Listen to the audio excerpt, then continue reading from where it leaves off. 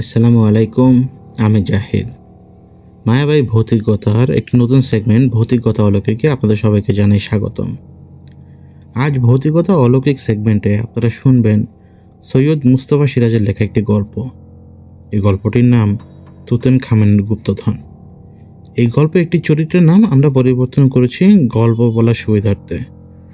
তুতেনখামেনের গুপ্তধনের খোঁজে valley of the কিংসে অভিযান চালাচ্ছেন লর্ড জেমস। তার সাথে যোগ দেবেন একজন তরুণ চিত্রশিল্পী যার নাম কার্টার। গলায় ফাঁস দিয়ে আত্মহত্যা করতে যাওয়া কার্টার পৌঁছে যায় মিশরে ভ্যালি অব দ্য কিংসে। সেই সাথে এগোতে থাকে গল্পটি রহস্যময় কিছু মৃত্যু নিয়ে। এই গল্প শুরু করার আগে আপনাদের জানাতে চাই, এই গল্পগুলো কপি পেস্ট এই জাতীয় কথাগুলো বলা থেকে বিরত থাকার। বাংলা সাহিত্যের এই গল্পগুলো সার্বজনীনভাবে সমাদৃত। এই গল্পগুলো কপিরাইট কোনো ইউটিউব চ্যানেলের হাতে নেই। কপিরাইট কেবল গল্পগুলি স্বত্বাধিকার প্রতিষ্ঠানের হাতে রয়েছে। ভৌতিকতা অলৌকিক বাংলা সাহিত্য থেকে আপনাদের গা ছমছমে গল্পগুলো শোনাবার কাজ করছে এবং ইনশাল্লাহ সামনেও করবে। প্রতি বুধবার রাত 12টায় প্রচার হবে ভৌতিকতা অলৌকিক এবং বৃহস্পতিবার রাত 12টায় প্রচার হবে একক ঘটনা মায়ার এবং শুক্রবার রাত 12টায় প্রচারিত হবে সপ্তাহের দ্বিতীয় পর্বটি, যেখানে থাকবে আপনাদের পাঠানো ঘটনাসমূহ। আশা করি আপনারা জানতে পেরেছেন, আশা করি আপনারা বুঝতে পেরেছেন। এখন শুরু করছি সৈয়দ মুস্তফা সিরাজের লেখা তুতেনখামেনের গুপ্তধন।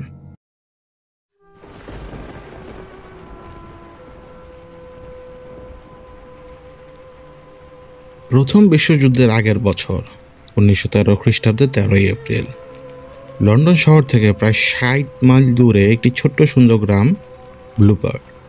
সেখানে ছুটি কাটাচ্ছেন লর্ড জেমস। ইংল্যান্ডের হাউস অব লর্ডসের একজন সম্মানিত সদস্য তিনি।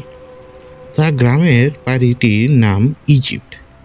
ইজিপ্ট বা মিশর নামে বাড়ির নাম রাখার কারণ, লর্ড জেমস একজন পুরাতত্ত্ববিদ এবং বিশেষ করে মিশরের প্রাচীন সভ্যতা নিয়ে তিনি খুব মাথা ঘামান।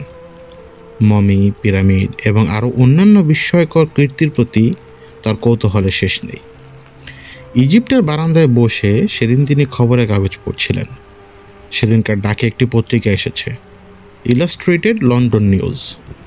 তার একটা বিশেষ খবর তিনি খুব মন দিয়ে পড়ছিলেন। ডেভিস নামে একজন খামখেয়ালি দুর্দান্ত প্রকৃতির মানুষ আছেন লন্ডনে। প্রায় তিনি দুর্গম জায়গায় দুঃসাহসিক অ্যাডভেঞ্চারে বেরিয়ে পড়েন। কমাস আগে ডেভিস আফ্রিকার কঙ্গো অঞ্চলের গহীন অরণ্যে গিয়েছিলেন। সেখান থেকে ঘুরতে ঘুরতে পরে মিশরে আসেন। মিশরে এসে সম্প্রতি তিনি প্রাচীন কিছু জিনিস দৈবাত কুড়িয়ে পেয়েছেন। মিশরের একটি রুক্ষ পাহাড়ি অঞ্চলে মাটির তলা থেকে প্রাচীন রাজা বা ফেরাওদের কবর, মমি ইত্যাদি আবিষ্কৃত হয়েছে। পুরাতাত্ত্বিকরা এই অঞ্চলের নাম দিয়েছেন ভ্যালি অব দ্য কিংস, অর্থাৎ রাজা রাজরাদের উপত্যকা। এই উপত্যকায় ঘুরতে ঘুরতে ডেভিস হঠাৎ একটা ধসে পড়া টিলার ফাটলে কয়েকটা হাড়ি দেখতে পান। হাড়িগুলো পোড়া মাটির, গায়ে চমৎকার কারুকার্য আছে, মুখে ঢাকনা সিল করা। সিলমোহরে যাদের নাম আছে তারা কিন্তু ফারাও নন, পুরুত ঠাকুর। প্রাচীন মিশরে দেবদেবীদের পূজারী পুরুত ঠাকুরাই খুব বেশি প্রতাপশালী ছিলেন। ফেরাওরা তাদের পরামর্শেই চলতেন।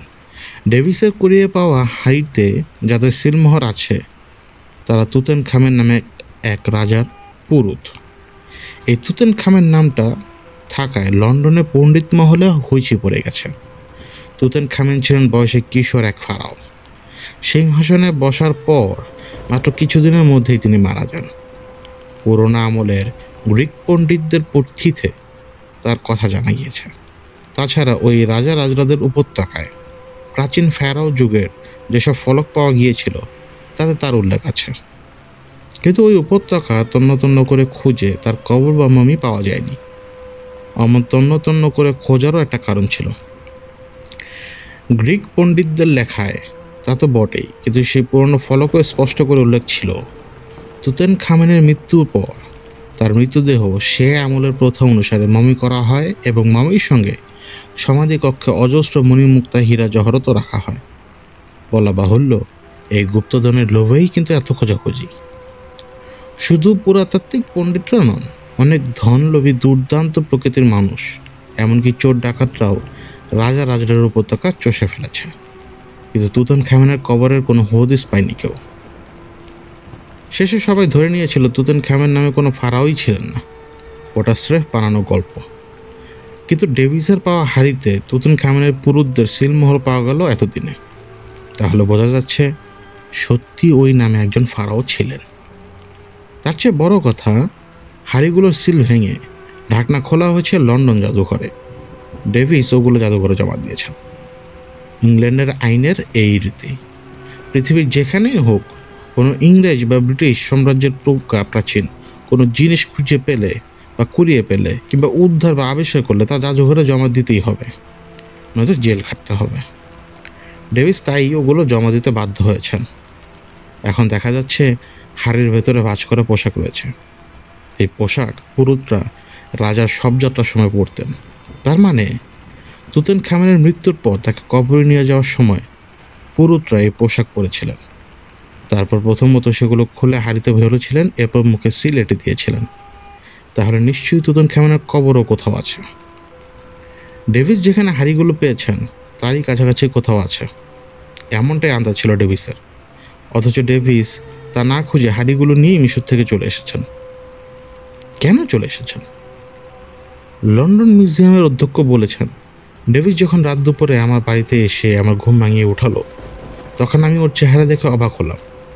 কী জন্য আতঙ্কে ঠকঠক করে কাঁপছে। আমি প্রশ্ন করে তার মুখে বেশি কিছু জানতে পারলাম না। শুধু কোনো রকমে বলল, এগুলো ভূতের জিনিস, এর মধ্যে ভূত প্রেত আছে। মিশর থেকে লন্ডন অবধি আনতে তার নার্ভের চূড়ান্ত হয়েছে, তাই এই আপদ বিপদ বিদায় করে সে বাঁচতে চায়। এই বলে ডেভিস তক্ষুনি চলে গেল। আমি হাড়িগুলো সাবধানে একটা ঘরে তালাবদ্ধ করে রাখলাম। পরদিন সকালে শুনি ডেভিস রাস্তায় মরে পড়ে আছে। তার লাশ মর্গে নিয়ে যাওয়া হলো, কিন্তু ডাক্তাররা মৃত্যু তেমন কোনো কারণ খুঁজে না পেয়ে বলেছেন হার্ট ফেল। আমার অবাক লাগে, দৈত্যের মতো বলশালী এবং দুঃসাহসী মানুষ ডেভিস, তার বিচিত্র কীর্তিকলাপের কথা কে জানে না, অথচ সে হঠাৎ হার্ট ফেল করে রাতারাতি মারা পড়ল, এবং আমার কাছ থেকে যাওয়ার পরেই। এর কোনো মাথামুন্ডু খুঁজে পাচ্ছি না। ব্যাপারটা রহস্যময়। পুলিশের গোয়েন্দা দফতর স্কটল্যান্ড ইয়ার্ডের লোকরা অবশ্য তদন্ত করে দেখছে। সাংবাদিকরা অধ্যক্ষকে প্রশ্ন করেন, আচ্ছা স্যার, হাড়িগুলো আপনার জিম্মায় আসার পর কোনো অদ্ভুত কিছু ঘটেছে কি? অধ্যক্ষ বলেন, না, ওগুলো আমি যথারীতি পরদিনই জাদুঘরে নিয়ে গিয়ে রেখেছি, কিন্তু সেখানেও কোনো ভূতের ব্যাপার ঘটেনি। নানা দেশের সেরা পুরাতাত্ত্বিক পণ্ডিতদের হাড়িগুলো এবং পুরুতদের পোশাক আশাক পরীক্ষা করে দেখতে আমন্ত্রণ জানিয়েছিলাম। তারা এখন এই কাজে ব্যস্ত। লর্ড জেমস ইলাস্ট্রেটেড লন্ডন নিউজের এই বিস্তারিত খবরটা পড়ে উত্তেজিত হয়ে উঠলেন। তুতানখামেন সম্পর্কে জানার জন্য তার কৌতূহল অনেক দিনের। প্রচুর পুঁথিপত্র হাতড়েছেন। ইউরোপ ও আমেরিকার জাদুঘরে বা পুরাদ্রব্যের সংগ্রহশালায় গিয়ে খোঁজাখুঁজি করেছেন। রোমের প্রখ্যাত আর্কাইভে পুরনো পুঁথিশালায় 5 বছর ধরে পুঁথি পড়ে এসেছেন, যদি তুতানখামেনের কবর কোথাও খুঁজে পান, কিন্তু পাননি। এতদিন ডেভিস যদি একটা ক্ষীণ শত্রু পেল, সে অতর্কিত মারা পড়ল। ঠিক কোন জায়গায় ওগুলো পাওয়া গেছে তার মুখেই জানা যেত, কিন্তু সেই রাস্তা তো একেবারেই বন্ধ হয়ে গেল। লর্ড জেমস তখনই অল্প কিছু খেয়ে নিয়ে তার মোটর গাড়িটি নিয়ে বেরিয়ে পড়লেন। লন্ডনের দিকে প্রচণ্ড গতিতে চলতে থাকলো তার গাড়ি। মাইল 10 চলার পর হঠাৎ গাড়ির কলকবজা বিগড়ে গেল। ভাগ্যিস একটু তফাতে একটা গ্যারেজ ছিল। গ্যারেজের লোকেরা ঠেলতে ঠেলতে নিয়ে গেল। গাড়ি সারিয়ে চালু করতে 3 ঘন্টা সময় লেগে গেল। গ্যারেজের মালিক একটু হেসে বলল, আজের দিনটা শুভ নয় মশাই, বেরোবার আগে কি তারিখটা লক্ষ্য করেননি? আজ অপায়া 13, আন্দাকি 13। লর্ড জেমস রেগে বললেন, ওসব আমি মানি না, বুঝলে? লোকটা মুচকে হেসে বলল, ঠিক আছে স্যার, ভালো ভালো পৌঁছন, এই ইচ্ছে করতে আপত্তি নেই, তবে কিছু বেগতিক ঘটলে আমাকে আবার অভিশাপ দেবেন না। লর্ড জেমস আবার স্টিয়ারিং ধরে স্পিড বাড়িয়ে দিলেন গাড়ির। লন্ডনের আধাআধি পথ এসেছেন তিনি। আবার হঠাৎ ঘর করতে করতে থেমে গেল গাড়ি। আবার গ্যারেজ খুঁজতে বেরোতে হলো। সঙ্গে চাকর না নিয়ে এসে ভুল করেছেন, এখন আর পস্তানো বৃথা। যাই হোক, এইভাবে রাস্তায় দুবার গাড়ি বিগড়ে যাওয়ায় লন্ডন পৌঁছাতে প্রায় সন্ধ্যা হয়ে গেল তার। সন্ধ্যার মুখে কুয়াশা ঘন হয়ে উঠেছে। বাতি জ্বলেছে সদ্য, কিন্তু রাস্তাঘাট ঘরবাড়ি অস্পষ্ট হয়ে পড়েছে। আজ আর জাদুঘরে ঢোকা যাবে না। কখন বন্ধ হয়ে গেছে জাদুঘর? বিরক্ত মুখে লর্ড জেমস গাড়ি চালাচ্ছেন। হঠাৎ এক সময় দেখতে পেলেন সামনে আবছা একটা গাড়ি আসছে। গাড়িটা ঘোড়ার গাড়ি। দেখতে দেখতে গাড়িটা এসে পড়ল, কিন্তু আতঙ্কে লর্ড জেমস দেখলেন ঘোড়ার গাড়িটা তার গাড়ির দিকেই সোজা ছুটে আসছে। জোরে হর্ন বাঁচালেন তিনি, কিন্তু না, এই এসেই পড়ল। লর্ড জেমস ব্যস্ত হয়ে গাড়ির মুখ ঘুরিয়েই ব্রেক চাপলেন। সঙ্গে সঙ্গে তার গাড়ি উল্টে গিয়ে পাশের একটা খানায় পড়ল। প্রচণ্ড আঘাতে জ্ঞান হারিয়ে পড়লেন তিনি। লোকজন দৌড়ে এলো চারপাশ থেকে। ততক্ষণে ঘোড়ার গাড়িটা কুয়াশার মধ্যে মিলিয়ে গেছে। তারা সাংঘাতিক আহত লর্ড জেমসকে হাসপাতালে পৌঁছে দিল। লর্ড জেমসের জ্ঞান ফিরল 3 দিন পর, কিন্তু তারপর তিনি যা বললেন শুনে তো ডাক্তাররা উদ্বিগ্ন হয়ে ভাবলেন, এই রে, দুর্ঘটনার ধাক্কায় লর্ড সাহেবের মাথার গোলমাল হয়ে গেছে। লর্ড জেমস বললেন, ঘোড়ার গাড়িটার ঘোড়াগুলো কালো রঙের, কোচওয়ানের পরনে ছিল প্রাচীন মিশরের পোশাক। আরোহীকে অস্পষ্টভাবে দেখেছি, মনে হয়েছে তার মাথায় ফেরাওয়ের মুকুট ছিল। হাউস অব লর্ডসের সদস্য বলে কথা। তার চিকিৎসা কোনো ত্রুটি হবে না। তাকে নিয়ে যাওয়া হলো মানসিক ব্যাধির ওয়ার্ডে। খ্যাতিমান মনস্তত্ত্ববিদ ডাক্তাররা নানাভাবে পরীক্ষা করে বললেন, না, লর্ড জেমস সম্পূর্ণ সুস্থ এবং স্বাভাবিক। তবে সেই ঘোড়ার গাড়ির ব্যাপারটা যেভাবে বর্ণনা করছেন তাতে বোঝা যায় উনি তখন হ্যালুসিনেশনে আক্রান্ত ছিলেন, অর্থাৎ চোখের ভুল। মিশর সংক্রান্ত খবর পড়ে দ্রুত লন্ডনে ফিরে আসছিলেন এবং সারা পথ মাথায় ওই চিন্তাই ছিল তার। তাই কুয়াশা এবং আবছা অন্ধকারে ঘোড়ার গাড়িটা দেখে ওই ভুল করেই ফেলেছেন। ভুলের ফলেই তিনি সাথে সাথে তাড়াতাড়ি ব্রেক চাপেন এবং গাড়ি স্বাভাবিকভাবে উল্টে যায়। এমনও হতে পারে হ্যালুসিনেশনের ফলে আতঙ্কে গাড়িটা ঘুরিয়ে দিয়েছিলেন। লর্ড জেমস সুস্থ হয়ে বাড়ি ফিরলেন, কিন্তু এবার তার ব্যক্তিগত চিকিৎসকরা তাকে পরীক্ষা করে দেখে বললেন, সামনে শীতকালটা আপনার শরীরের পক্ষে বিপজ্জনক হওয়ার আশঙ্কা আছে। তাই ওই সময়ে আপনার কোনো গ্রীষ্মপ্রধান দেশে গিয়ে থাকা উচিত। বন্ধুরা পরামর্শ দিলেন ভারতে যেতে, কিন্তু লর্ড জেমস আনন্দে নেচে উঠলেন। মিশর তো গ্রীষ্মপ্রধান দেশ, তিনি মিশরেই যাবেন। নিছক বেড়াতে যাবেন না, হ্রদ দেখা, কলা বেচার মতো মিশরে গিয়ে পুরাতাত্ত্বিক অভিযানও নেমে যাবেন। সেই রাজরাদের উপত্যকায় তন্ন তন্ন অনুসন্ধান চালাবেন তিনি। কোথায় ডেভিস হাড়িগুলো পেয়েছিল তিনি তা খুঁজে বের করবেন। মাটি খুঁড়তে তো হবেই, এই জন্য লোকজন দরকার, অভিজ্ঞ তদারককারীও চাই। এই জন্য প্রচুর টাকা দরকার তার। ইংল্যান্ডের দরবার থেকে অনুমতিও দরকার। লর্ড জেমসের দুটোরই কোনো অসুবিধা ছিল না। তিনি সদল বলে মিশরের ভ্যালি অব দ্য কিংসে গিয়ে তাঁবু পাতলেন। এদিকে যেদিন লর্ড জেমস দুর্ঘটনায় আহত হন সেদিনে আরেকটি বিচিত্র ঘটনা ঘটেছিল। হাওয়ার্ড কার্টার নামে এক যুবক চাকরি খোঁজে হন্য হয়ে বেড়াচ্ছে। লেখাপড়া মোটামুটি ভালো করেছে, কিন্তু তার ঝোঁক ছবি আঁকাতে, বিশেষ করে ড্রয়িংয়ে তার হাত বেশ পাকা। তখনকার দিনে কলকারখানার ব্যাপারে ড্রয়িং জানার লোকদের দরকার হতো বেশি, এখনও হয়, কিন্তু নিছক ড্রয়িংয়ে হাত থাকলে তার চাকরি পাওয়া যায় না। ইঞ্জিনিয়ারিং বা কারিগরি বিদ্যাও পেটে থাকা চাই। কার্টারের সেসব কিছু ছিল না। 1913 সালের 13ই এপ্রিল কার্টার মনমরা হয়ে বসে আছে ভিক্টোরিয়া পার্কে একটা গাছের তলায়। হতাশায় সে ভেঙে পড়েছে। মনে মনে সংকল্প করেছে আত্মহত্যা করে বেকার জীবনে যন্ত্রণা থেকে নিজেকে নিষ্কৃতি দিবে। সেই জায়গাটা একেবারেই নির্জন। একসময় সে তৈরি হয়ে উঠে দাঁড়ায়, গাছের ডালে মাফলার বেঁধে ফাঁস বানাবে এবং ঝুলে পড়বে।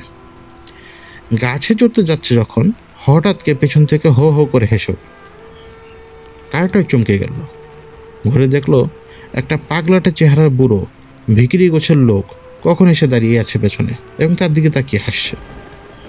কার্টার খুবই ও রাগে বলে উঠল, দাঁত বের করে হাসার কি আছে এতে? বুড়ো বলল, আছে বই কি, আলবত আছে। এই তাজা জোয়ান বয়সে এমন মরার শখ দেখলে হাসি পাওয়ারই কথা। কার্টার একটু অবাক হয়ে বলল, মরতে যাচ্ছি, কে বললো তোমাকে? দেখেই বোঝা যায়। বুড়ো এসে এ কথা বলল। বুড়ো এসে কার্টারের কাঁধে হাত রেখে বলল, শোনো বাছা, তোমাকে একটা ভালো খবর দেই। যে জন্য মরতে যাচ্ছ তার একটা সুব্যবস্থা হয়ে যাবে। তুমি এক্ষুনি চলে যাও লন্ডন মিউজিয়ামের অধ্যক্ষ মশাইয়ের কাছে, গিয়ে বলো বেননেস আমাকে পাঠিয়েছেন। আমি ড্রয়িংয়ের কাজটা ভালোই পারি। ব্যাস দেখবে তোমার চাকরি হয়ে যাবে। উপরন্তু এই থেকে তুমি একদিন পৃথিবীর নামী লোক হয়ে উঠবে। যাও, এখনই চলে যাও। কার্টার বিস্মিত হয়ে হা করে তাকিয়েছিল ওই লোকের মুখের দিকে। এইসব কথা শুনে সে তো খুবই অবাক। এই লোকটা কেমন করে তার সব কথা জানলো? কে এই লোক? লোকটার পোশাকের দিকে এতক্ষণে চোখ গেল কার্টারের। এমন অদ্ভুত পোশাক সে কোশ্চিনকালেও দেখেনি। পোশাকটা ছেঁড়া খোঁড়া এবং নোংরা বটে, কিন্তু একসময় দামিই ছিল। কেমন একটা বিশ্রী দুর্গন্ধও নাকে লাগলো। কার্টার বলল, তুমি নিশ্চয়ই পাগল টাগল বটে, যাও, বিরক্ত করো না। লোকটা ওর কাজ ছেড়ে দিয়ে ফের হো হো করে হাসলো। হেসে বলল, ভাগ্য লক্ষ্মীকে পায়ে ঠেলতে নেই বাসা। যা বললাম শুনলে বরাত খুলে যাবে। এখন মানা না মানা তোমার ইচ্ছা। এটা বলে সে হন হন করে চলতে শুরু করলো এবং ঝোপের আড়ালে সে মিলিয়ে গেল। কার্টার অবাক হয়ে বসে রইল কিছুক্ষণ। তারপর তার মনে হলো, দেখা যাক না ওর কথা সত্যি না মিথ্যা। সে পার্ক থেকে বেরিয়ে সোজা চলে গেল জাদুঘরে।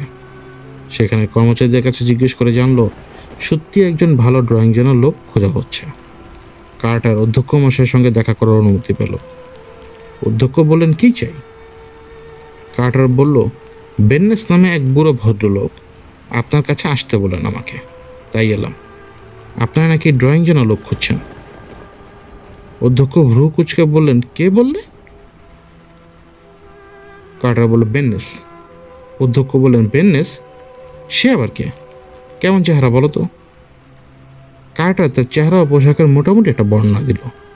ঘরে অধ্যক্ষ এবং তার আরও জনাতিনেক ভদ্রলোক সেখানে উপস্থিত ছিলেন। তারা মুখ চাওয়াচাই করছিলেন। তাদের চোখে মুখে বিস্ময়ের ভাব ফুটে ওঠে। কার্টার বলল, আপনি তাকে চেনেন না স্যার? অধ্যক্ষটি হেসে বললেন, তুমি নিশ্চয়ই রসিকতা করছো যুবক। একজন বেননেসকে আমি ওই ভদ্র মহোদয়রা চেনেন বটে, কিন্তু সে চেনাও মাত্র দুদিন আগে। তবে ঘরের তিনজন ভদ্রলোকে হেসে উঠলেন। অধ্যক্ষকে থামতে দেখে কার্টার জিজ্ঞেস করল, তবে কি স্যার? অধ্যক্ষ হঠাৎ টেবিলের সামনে ঝুঁকে ক্রুদ্ধ স্বরে বলে উঠলেন, এর রসিকতার অর্থ কি? কার্টার অপ্রস্তুত হয়ে বলল, আমি রসিকতা করিনি স্যার। সত্যি বলছি, মাত্র কিছুক্ষণ আগে ভিক্টোরিয়া পার্কে ওর সঙ্গে আমার দেখা হলো। ঈশ্বরের দিব্যি। ঘরের একজন ভদ্রলোক এবার বলেন, শোনো ভাই, ব্যাপারটা খুললেই বলি। বেননেস নামে একজন পুরুত ছিলেন 5000 বছর আগে মিশরে। তিনি ছিলেন ফেরাও তুতেন খামেনের পুরুত। সম্প্রতি 2 দিন হলো ডেভিস নামে এক অভিযাত্রী মিশর থেকে কিছু জিনিস এনেছেন। তার মধ্যে কয়েকটা মাটির হাড়ি আছে। একটা হাড়ির ঢাকনায় ওই বেননেসের সিলমোহর আছে এবং ভেতরে আছে তার পোশাক। রাজার সব যাত্রায় বেননেস সে পোশাক পরেছিল। এবার বুঝতে পারছো তো কেন অধ্যক্ষ রেগে গেছেন? কার্টার শিউরে উঠল। সর্বনাশ! তাহলে কি সে বেননেসের ভূতের সঙ্গে তার পার্কে দেখা হলো? কাঁধে হাত রেখেছিল সেখানটায় এতক্ষণ রক্ত জমে গেছে মনে হলো। এরপর অতি কষ্টে এবং কাঁপতে কাঁপতে সে বলল, দয়া করে আমাকে বেননেসের পোশাকটা একটু দেখাবেন। পোশাকটা পাশে একটা টেবিলেই ছিল। ওরা তিনজনই পুরাতাত্ত্বিক, পরীক্ষা করছিলেন এতক্ষণ সেগুলো। কার্টারকে পোশাক দেখিয়ে দিতেই কার্টার অস্ফুট স্বরে চিৎকার করে অজ্ঞান হয়ে গেল। সমসাময়িক পত্রিকা ও বইয়ের বিবরণে দেখা যায় যে কার্টারকে লন্ডন জাদুঘর কর্তৃপক্ষ শেষ পর্যন্ত ড্রয়িংয়ের কাজে নিযুক্ত করেছিলেন। তার কাজটা ছিল এই: মিশরের ভ্যালি অব দ্য কিংসে পাওয়া অজস্র ফলকের চিত্রলিপি পুরাতাত্ত্বিকরা পেন্সিল স্কেচে নকল করতেন। কার্টার তাতে কালি বলে স্পষ্ট করত। তারপর সেগুলো বিভিন্ন দেশের পণ্ডিতদের কাছে পাঠ্য উদ্ধার করার জন্য পাঠানো হতো। কার্টারের মনে মিশরের প্রাচীন সভ্যতা সম্পর্কে ক্রমশ তীব্র কৌতূহল জেগে উঠছিল। তখন সে জাদুঘরে বসেই পড়াশোনায় মন দিল। 1914 সালের প্রথম বিশ্বযুদ্ধ শুরু হলো, চলল 1918 সাল পর্যন্ত। সেই ডামাডোলের মধ্যে 1917 সাল পর্যন্ত 4 বছর ধরে ড্রয়িং বিশারদ কার্টার মেতে রইল পুরনো বই নিয়ে। প্রাচীন মিশর তাকে পেয়ে বসেছিল। বিশেষ করে পুরুত বেননেসের সেই অদ্ভুত আবির্ভাব কার্টারকে রহস্যের গোলকধাঁধে ঘুরিয়ে মারছিল। 1917 সালে কার্টার আর স্থির থাকতে পারল না। অধ্যক্ষের সঙ্গে ততদিনে তার স্নেহের সম্পর্ক গড়ে উঠেছে। কার্টার বলল, আমি মিশরে গিয়ে তুতুনখামেনের কবর খুঁজে বের করব। আমাকে সেখানে যাওয়ার ব্যবস্থা করে দিন। অনেক সাদাসাদির পর অনুমতি পাওয়া গেল। তবে অধ্যক্ষ বললেন, দেখো বাবা, তুমি কিন্তু পুরাতাত্ত্বিক হিসেবে পণ্ডিত সমাজে স্বীকৃত নও, তাই তোমাকে স্বাধীনভাবে কাজ করার অনুমতি দেওয়া যাবে না, বরং অন্য উপায়ে সে ব্যবস্থা করছি। তুমি আমার চিঠি নিয়ে চলে যাও মিশরে। সেখানে লর্ড জেমস 4 বছর ধরে অনুসন্ধান চালাচ্ছেন। তুমি তার সঙ্গে দেখা করো, তার দলে থেকেই তুমি তোমার কাজ করতে পারবে। কার্টার তার চিঠি নিয়ে চলে এলো মিশরে। ভ্যালি অফ দ্য কিংসের পাহাড়ে মরু এবং রুক্ষ অনুর্বর এলাকায় লর্ড জেমসের তাঁবু খুঁজে বের করল সে। লর্ড খুশি হলেন এই মেধাবী বুদ্ধিমান যুবককে কাছে পেয়ে। দ্বিগুণ উদ্যমে তন্ন তন্ন করে খোঁজা শুরু হলো।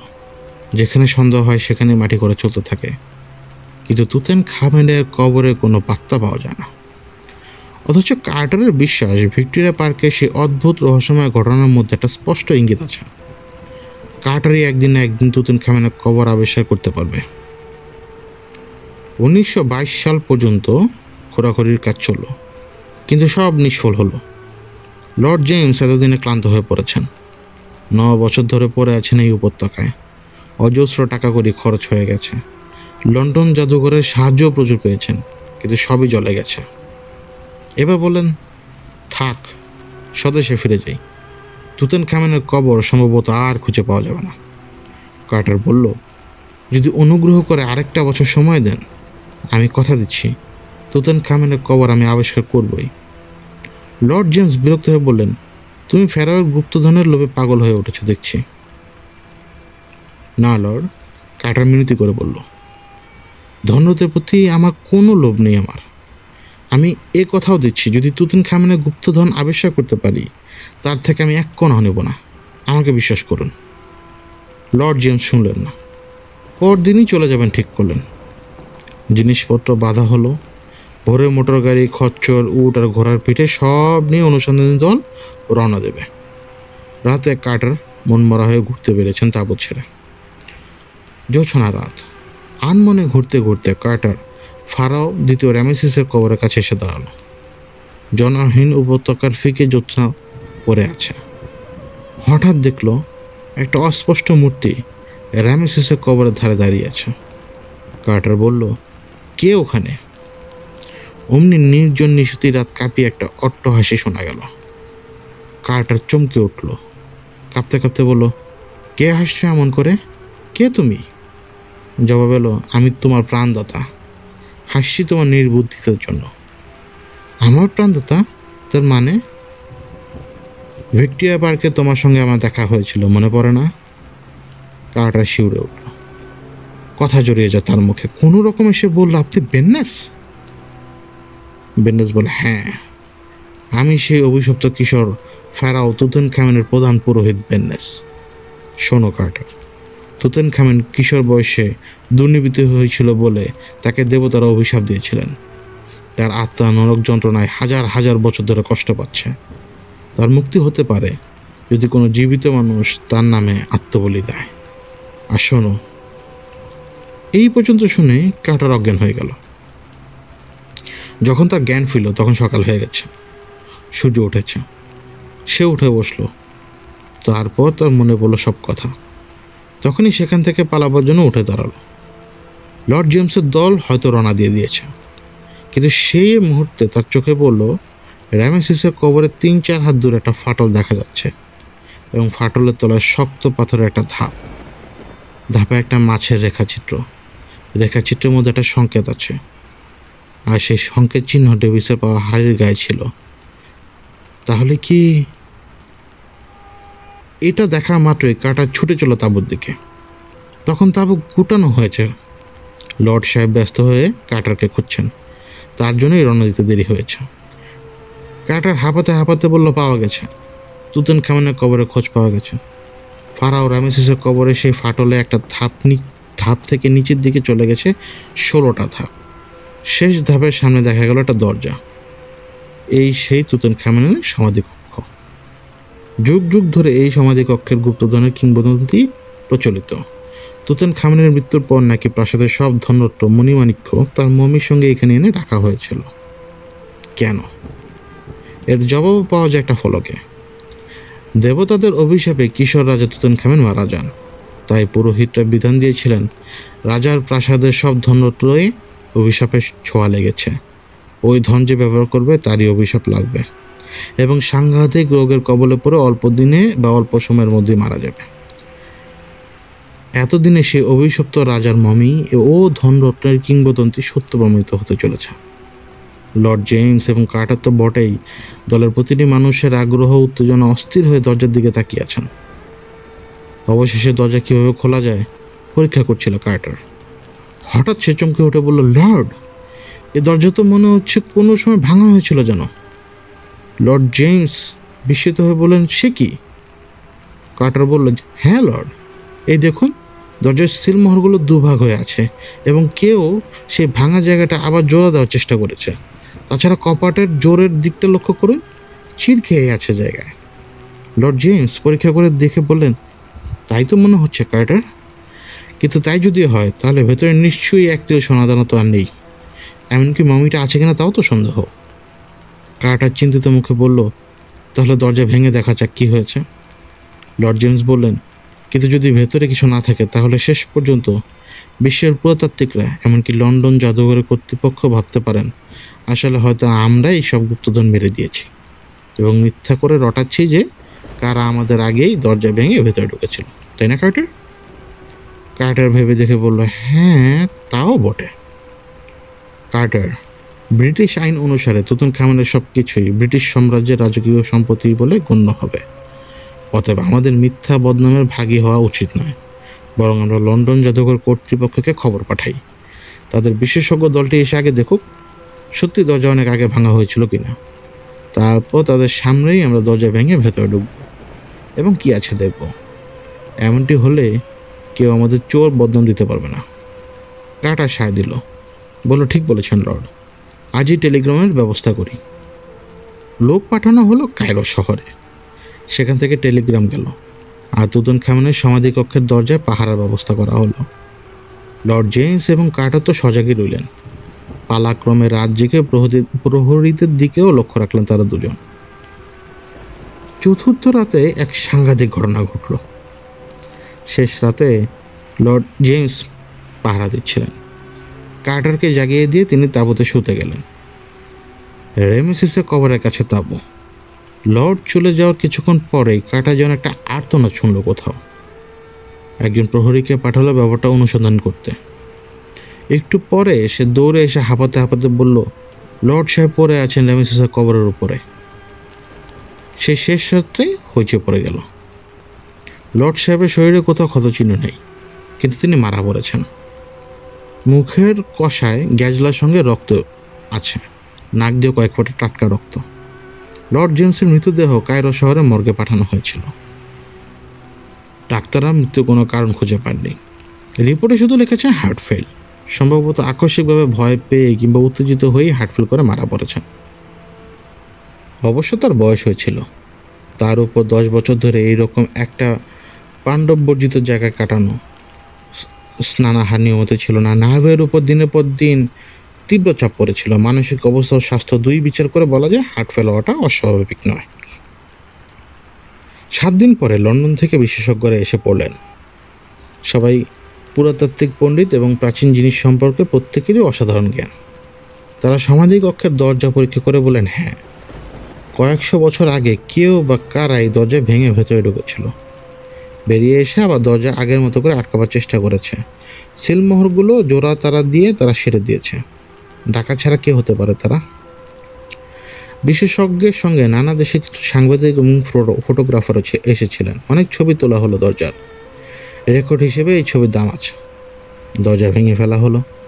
ভেতর থেকে ব্যবসা গন্ধ বেরিয়ে এলো প্রথমে, তারপর ক্রমশ একটা মিঠে গন্ধ ছড়ালো, বাসি ফুল কিংবা পুরনো আতরের গন্ধের মতো। ভেতরে ঘন অন্ধকার, থমথম করছে দিন দুপুরেই। পেট্রোম্যাক্স বাতি জেলে বিশেষজ্ঞরা ভেতরে ঢুকলেন। তারপর হতবাক হয়ে দাঁড়িয়ে রইলেন। ঘরের মেঝেতে ছড়িয়ে আছে কিছু ডালা ভাঙা বাক্স পেট্রা, সিন্দুক এবং মেঝের উপরে বহুমূল্য প্রাচীন কাপড় চোপড় আর কিংবদন্তি খ্যাত সেই সোনা হীরা মুনি মুক্ত। তাছাড়া রয়েছে রত্নখচিত অজস্র দেবতার মূর্তি, কারুকার্যময় পাত্র, প্রচুর ছবিও। প্রথম ছবিটি তুলল ইলাস্ট্রেটেড লন্ডন নিউজ পত্রিকার ফটোগ্রাফার। সেই ছবি কদিন পরেই ওই পত্রিকা ছাপা হয়েছিল। আজও তা বিভিন্ন বইপত্রে দেখতে পাওয়া যায়। বিস্ময়ের ঘোর কাটলে বিশেষজ্ঞরা পরীক্ষা করে বললেন, ডাকাতরা সব ধনরত্ন নিয়ে পালাবার মুখে হঠাৎ কোনো কারণে সব ফেলে পালিয়ে গেছে এবং বাইরের দরজাটাও আটকে দিতে বাধ্য হয়েছে। এমনকি ভাঙা সিলমোহরও জ্বলা দিয়েছে। আমরা তো সেটা দেখেই এসেছি, কিন্তু প্রশ্ন হচ্ছে কেন তারা এমন করে সব ফেলে পালালো? কার্টার বলল, আমার ধারণা ওরা সম্ভবত প্রচণ্ড ভয় পেয়েছিল। একজন বিশেষজ্ঞ বললেন, কিসের ভয়? কার্টার মাথা নেড়ে বলল, জানি না, কিন্তু আমার মনে হচ্ছে আতঙ্ক ছাড়া এর কোনো ব্যাখ্যা হতে পারে না। যেন তারা কোনো অশরীরী আত্মার বিভীষিকা দেখে পালিয়ে গিয়েছিল এই ঘর থেকে। এ ঘরে তুতানখামেনের মমি নেই। সামনে একটা ছোট্ট দরজা দেখা যাচ্ছিল, সেই দরজাটা কিন্তু অক্ষত। তার জোরে তুতানখামেনের সাংকেতিক চিহ্ন আঁকা সিলমোহর। ভাঙা হলো সেটা। ভেতরে ঘুপছে একটা ঘর। ঘরের মধ্যেখানে কফিন দেখা গেল। কফিনের ভেতর তুতানখামেনের মমি। অভিশপ্ত বালক রাজা ঘুমিয়ে আছেন অনন্ত ঘুমে। কফিনের ঢাকনাটা সোনার পাতে তৈরি। সে বাজারে তার দাম হিসেব করা হয়েছিল 50,000 পাউন্ড। টাকার হিসেবে সেই যুগেই লক্ষাধিক টাকা। এই দ্বিতীয় ঘরেও পোড়া মাটির পাত্রে অজস্র মণিমুক্তা ভরা। সিলমোহর ভেঙে সব গুণে তালিকা তৈরি হলো। 2 ঘরে যে ধনরত্ন পাওয়া গেল, কার্টার তার মোটামুটি একটা তালিকা তৈরি করেছিল। এখনই সেই তালিকা আছে লন্ডন জাদুঘরে। কিন্তু তালিকার ধনরত্ন সে কথা পরে বলছি। তুতানখামেনের মমি এবং গুপ্তধনের আবিষ্কারের খবর ছড়িয়ে পড়ল সারা বিশ্বে। ব্রিটিশ সেনাবাহিনী পাঠানো হলো রাজরাজড়ার উপত্যকায় পাহারা দিতে। গুপ্তধন নিয়ে যাওয়া হবে লন্ডনে। কিন্তু সেসব কাণ্ডের আগে ঘটল বিচিত্র সব ঘটনা। বিশেষজ্ঞদের মধ্যে পরস্পর তীব্র কলহ বেঁধে গেল। কি নিয়ে কলহ আজ আর জানার কোনো উপায় নেই। যদিও অনুমান করতে অসুবিধা হয় না কিছু, পরস্পরের মধ্যে কলহের পরিণামে কেউ খুনও হয়ে গেলেন। কার্টারকেও মেরে ফেলার ভয় দেখিয়ে উড়ো চিঠি এসেছিল। তাঁবুর মধ্যে সেসব চিঠি এনে কে ফেলে রেখে যেত। কার্টার শেষ পর্যন্ত ভয় পেয়ে লন্ডনে পালিয়ে গেল। একটা ব্যাপার আঁচ করা যায়, গুপ্তধনের লোভেই যেন এইসব কাণ্ড করা হচ্ছিল। কিন্তু এই পর্যন্ত একটা কারণ আমরা আজ করতে পারি, পরের ঘটনার ক্ষেত্রে তা পারি না। বিশেষজ্ঞদের মধ্যে খুনাখুনির পর যারা বেঁচে ছিলেন, যে যার দেশে ফিরে যান। তারপর অদ্ভুত রোগে ভুগে অল্প সময় মারা পড়েন তারা। সমকালীন সংবাদপত্রে লেখা আছে রহস্যময় মৃত্যু। আর কার্টার, এক সকালে তাকেও বিছানায় মৃত দেখা যায়। মৃত্যুর কারণ ছিল অজ্ঞাত, শুধু বলা হয় হার্ট ফেল। তার পাশে ডাক্তাররা লিখে রেখেছেন, সম্ভবত ভয় পেয়ে বা আকস্মিক উত্তেজনায় সে মারা গেছে। কিন্তু তার চেয়েও বিচিত্র ব্যাপার, লন্ডনে শেষ পর্যন্ত তুতানখামেনের গুপ্তধন বলে যে ধনরত্ন নিয়ে যাওয়া হয়, কার্টারের বেসরকারি তালিকা অনুসারে তা মাত্র 10%। কিন্তু 90% কোথায় গেল, তার কোনো পাত্তা আজও মেলেনি।